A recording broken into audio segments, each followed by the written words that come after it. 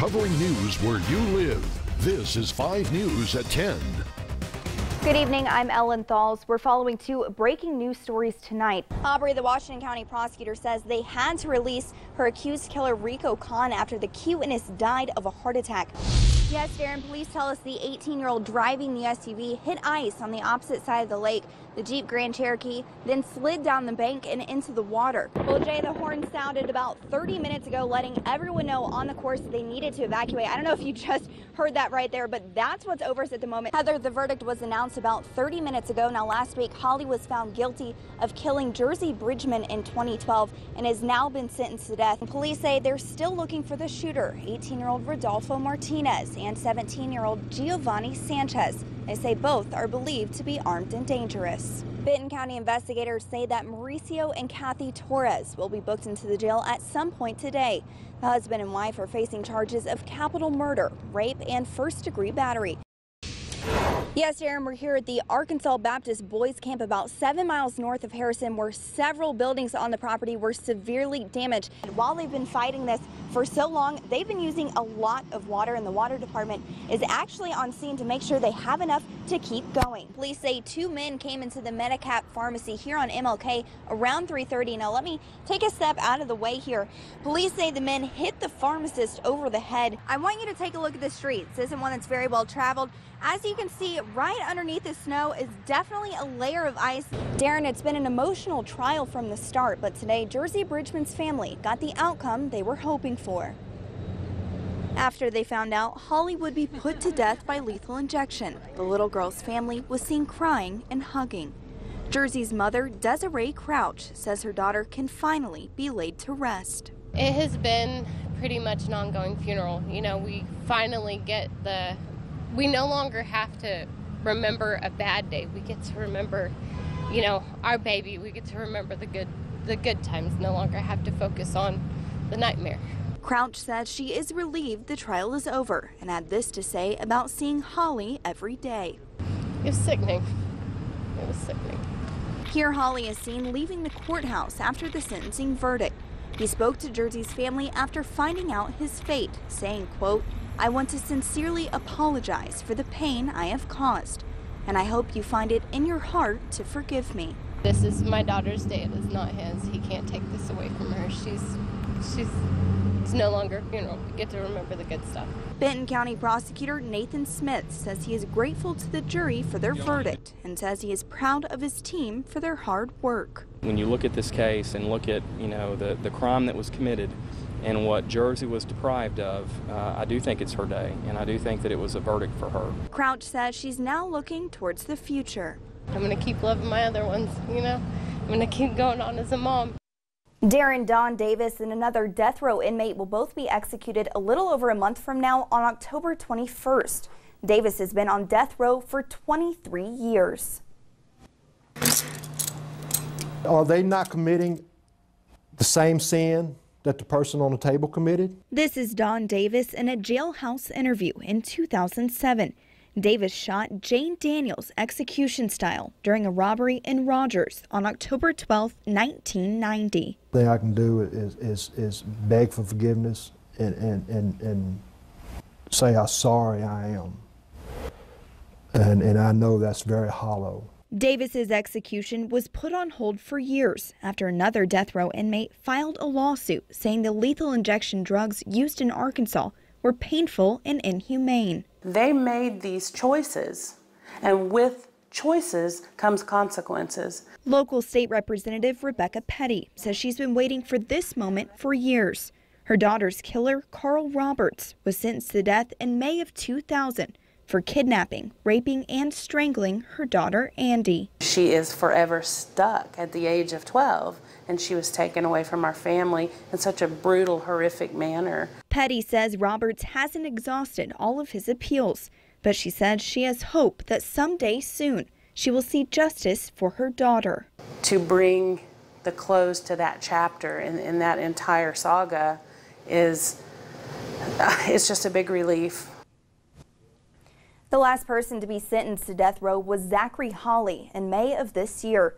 He was convicted of raping and killing 6-year-old Jersey Bridgman in Bentonville in 2012. Darren. I didn't notice anything until I looked out the window this morning. And I said to my husband, I'm going, look outside. Linda Chaffin and her husband Larry have lived at their home on Hardy Avenue for 30 years. Today, Chaffin says she's counting her blessings after last night's storm uprooted a tree, which destroyed her car and truck. Our first reaction was, we're not going to make it to church today. Chaffin says she does have insurance, which is going to come in handy. The trucks look like it's a lowrider now. Everything's flattened. She says her husband was a little sad about the state of his truck. He thought, oh my gosh, here we go again, because a tree fell on it some time ago. But Chaffin says despite the hardship, she can't help but smile. We are so blessed, I don't even care about that stuff. Just knowing that we're still alive. You know, God is still with us. What more can we ask for? In Fort Smith, Ellen Thalls, 5 News. This is Lincoln. Hi. He's an energetic, smiley 14-month-old boy with a condition called food protein-induced enterocolitis. It's fairly rare. We hope that he will outgrow it at some point and have some safe foods. His mom, Rebecca Cross, says right now Lincoln can only ingest formula, making it hard to take him trick-or-treating with the rest of her 4 kids. He's right at the age where he wants to do everything the other children are doing. And like I said, this year, I guarantee he will be walking up to the door and knocking. And I would love, like I said, for him to be able to fully participate and for someone to be able to hand him something that is safe for him. For people who are willing to have non-food items instead of candy at their house, they can simply paint a pumpkin teal to signal to parents like Cross that their house is an option. If you're not really wanting to paint a pumpkin, you can also print off one of these posters. It serves the same purpose, and it lets parents know that your house has non-food items. I love having the visual of having something out saying this is a safe place. You can come here and we have an option that is, you know, a safe choice for your child. Nope.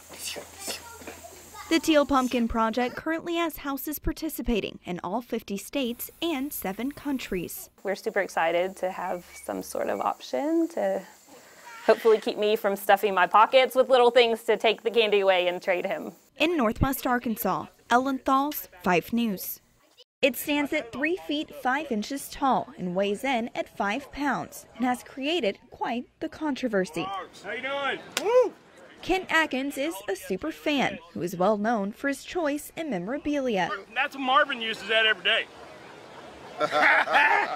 This spoon is meant to show love to Razorback Tyler Spoon. After the security guard at the regionals at OSU wouldn't let the spoon in, social media went crazy. After the game Friday night, one of my friends is like, we got to tweet it. We got to start a hashtag. So he put free the spoon and okay, everybody tweet free the spoon. And it just went nuts. But Atkins says once Spoon hit a home run in Sunday's game, there's no way he wasn't getting in on the fun without his utensil. But I knew I had to do something after they wouldn't let me bring it in. So I walked out to the truck, got it, and walked all the way around the stadium to the back lot and got up in a truck with some Oklahoma State fans that had already been knocked out. And they're like, come on. So we got up in the truck, and as soon as we got back up to bat, it's like, Spoon. The spoon is so popular now that it has its own Twitter account. And everywhere on Saturday, fans were stopping Atkins. Turn that way. Not for him, but for his spoon. It's just our way of showing the kids how much we appreciate what they do and just our way of celebrating. They had a good picture. And on Saturday, the spoon had no problem coming into the stadium for the game. In Fayetteville, Ellen Thalls, 5 News. Covering news where you live. This is 5 News at 9. Good evening, I'm Ellen Thalls. Before we get to the news and weather of the day, let's check in with our 5 News sports team with a look at today's big Razorback game in Louisiana. Heather. Well, it's a battle for the Golden Boot. All right, Heather, thanks. Plenty of sunshine today on this beautiful fall day. Are we going to see more of the same tomorrow? Here's Sean with a first look at the forecast. Unfortunately, we won't, as we're going to continue to see that cloud cover already increasing tonight. A college student from California is among those killed in last night's terror attacks in Paris. The death toll has climbed to 129 people, with more than 350 others injured. 99 of those are in critical condition. Kenneth Craig reports from Paris. Across Paris, mourners lit candles and comforted each other at memorials. A Syrian passport found near one of the terrorists shows its owner entered Europe through Greece in October on one of the islands where refugees arrived after fleeing Syria and elsewhere. But police say the passport is believed to be fake. Republican presidential candidates are speaking out against the Paris attacks. Florida is playing host to 14 Republican presidential candidates this weekend. All are taking part in the Sunshine Summit in Orlando. The event was set to give each candidate a chance to submit their plan for leading the nation, but that quickly changed after the deadly Paris attacks. ISIS is a creation of a political decision by Hillary Clinton and Barack Obama to abandon Iraq against all of our generals' recommendation, against all of the policy recommendations.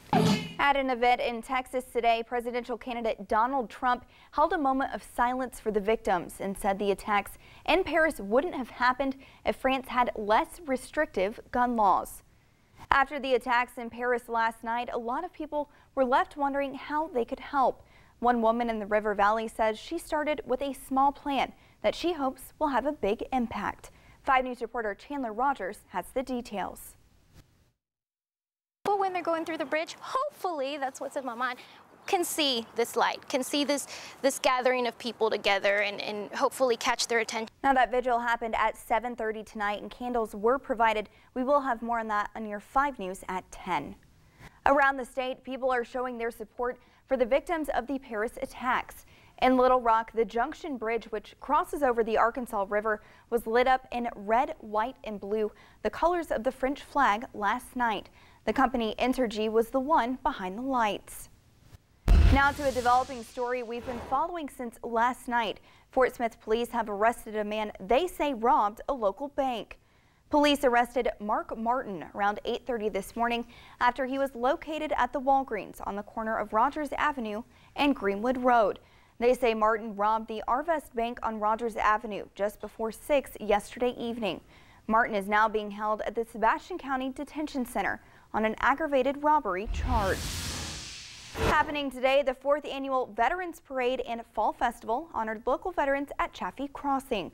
The event honors military veterans from all branches, but this year the theme was honoring Vietnam veterans. After the parade, the Fall Festival kicked off near the museums of Chaffee with all kinds of food and fun activities. There was also a coat drive held for homeless veterans today. Organizers were asking for winter coats, hats, gloves, scarves, and new socks to help homeless veterans stay warm this winter. And some of the 5 News team was in attendance at today's parade. 5 News anchors Darren Bobb and Caitlin Zollner, as well as 5 News reporters Amy Slanchik, Laura Simon, and Meredith Marney all took part in today's festivities. In Fayetteville, a 5K race was held to benefit the Fayetteville National Cemetery. The 7th annual Veterans Memorial 5K race was held to help raise funds for additional land so the cemetery can continue to bury veterans. Organizers say the event was a success with hundreds of runners in attendance and nearly $25,000 raised. The next event at the National Cemetery will be a wreath-laying ceremony in December. We've had so much sunshine today, however, we're trading for cloudier skies going into tomorrow. We'll talk about rain chances coming up in FutureCast. And still ahead, some local high school students got to experience campus life firsthand this morning at the University of Arkansas Fort Smith's Preview Day. Plus, we'll hear from the group that creates the nation's highest military honor. All that and more when we return. You're watching 5 News on KXNW 34, the most watched local news at 9.